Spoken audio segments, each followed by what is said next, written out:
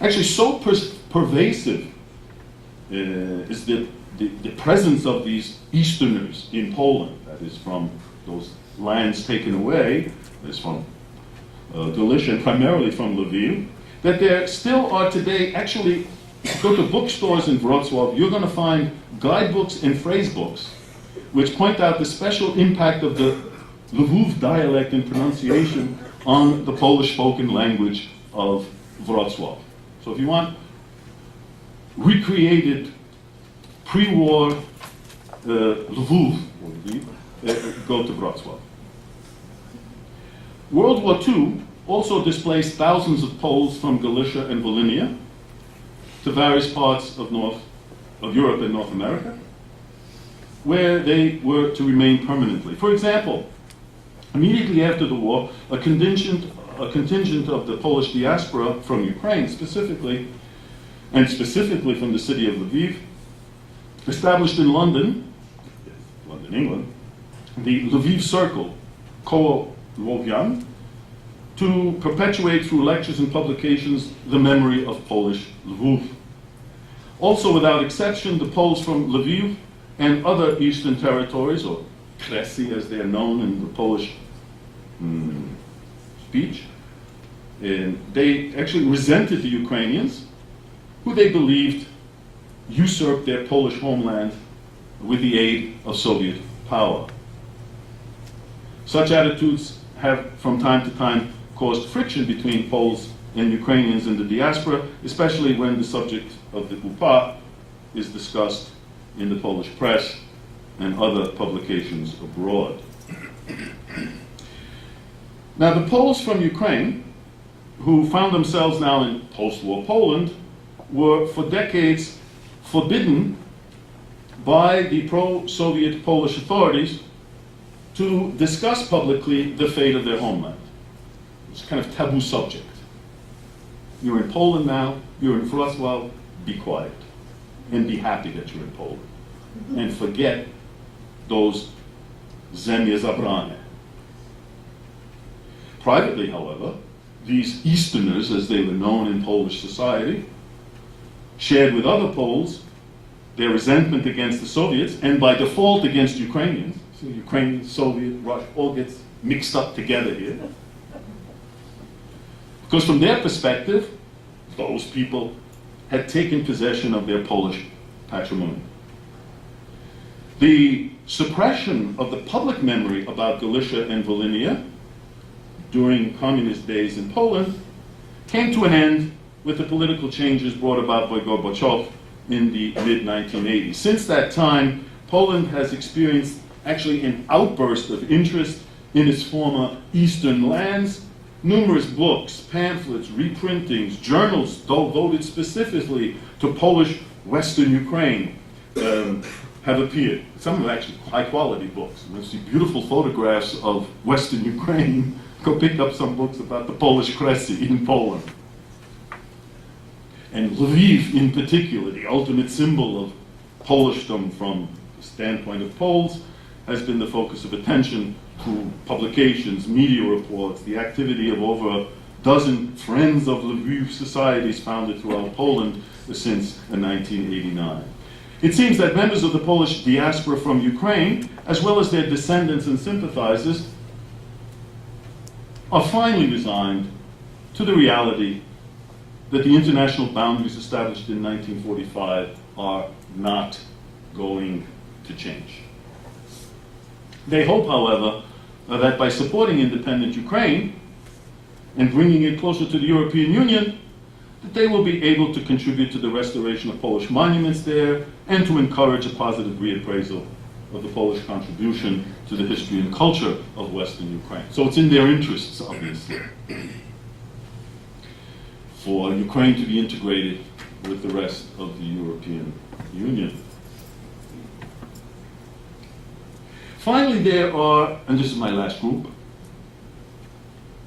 and I'm sure what is this otherwise fascinating story, many Germans who have emigrated from Ukraine and whose descendants still live in the Midwestern agricultural states and provinces of the United States and Canada, where their forebears first settled. A descendant of one of these settlers, Edward Schreier, actually reached the highest governmental office, serving as Governor General of Canada in the early 1980s. In general, the late 19th century immigrants, German immigrants, and their descendants have been absorbed into the larger German-American and German-Canadian communities, or they have identified themselves and their organizations as Germans from Russia. Actually, there are a lot of books about Germans from Russia, even though in many cases these books are about German settlers from the territory of Ukraine. Not all, but a good portion of them. The so-called Germans from Russia, but also from Volhynia, actually established German-Canadian Studies Foundation and a chair of German-Canadian Studies at the University of Winnipeg. I might add, though, for just informational purposes, where the Germans exist in Ukraine, actually the first group of Germans who came after 1763, which was the decree issued by the Russian Empress Catherine II, brought German communities, and specifically Mennonites, literally to the heart of Ukraine. The first major Mennonite colony in Ukraine was established in no other place than the island of Khortytsa, the center of Kazakhstan, in the middle of the Dnieper River. And if you look, actually, in that illustrated history of Ukraine, you'll see a building, beautiful Germanic brick gymnasium on the island of Khortytsa. But aside from the middle Dnieper River, large numbers of Germans settled in the steppe area, were known as Schwarzmeerdeutschen, Black Sea Germans, here and north of the Sea of Azov. The Mennonites have also generally referred to the place they emigrated from as Russia, of course technically the Russian Empire, even though the vast majority left lands within what is today present-day Ukraine, as I've just mentioned. The numerous scholarly centers for Mennonite studies, I might add the chair of Mennonite studies and Menno Simons College at the University of Manitoba here in Canada, as well as the Conrad Grebel College at the University of Waterloo in Ontario, invariably focus their work on communities who traced their origins to Ukraine. So these are kind of Ukrainian research centers. Although the Mennonite diaspora continues to emphasize its origins as being from Russia, and although there are virtually no Mennonites left in the farmlands of southern Ukraine, virtually none. This was first wave left in the 1870s after the Russian imperial government changed laws, in particular forced them to enter the military, which the Mennonites were opposed to, and then another wave right after the Civil War, the Civil War period, the Bolshevik Revolution. So there are virtually none left. Nonetheless, quite interesting phenomenon, that several diasporan groups, that is of Mennonites, including here in Canada, after the independence of Ukraine, began to visit, go back, see where their ancestors came from, and even more interesting, began to send humanitarian aid to the villages that they left, knowing full well there's not a single Mennonite there, but nonetheless there are Ukrainians, Russians, or other people who ever lived there in the place where there used to be Mennonite, and so they give assistance, financial assistance. So I find this quite remarkable development. Well, do we need to end on some kind of interpretive note? Well, I guess we could, but we won't.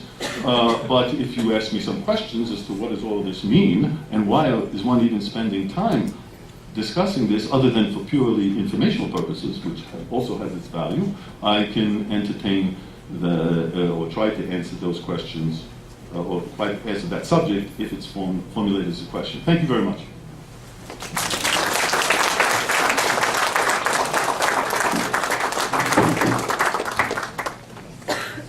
Thank you very much, Professor Magocsi, one of your usual very erudite and very well-researched presentations. I would suggest that you simply take the questions directly, and there's no need for me to. Fine, okay, good.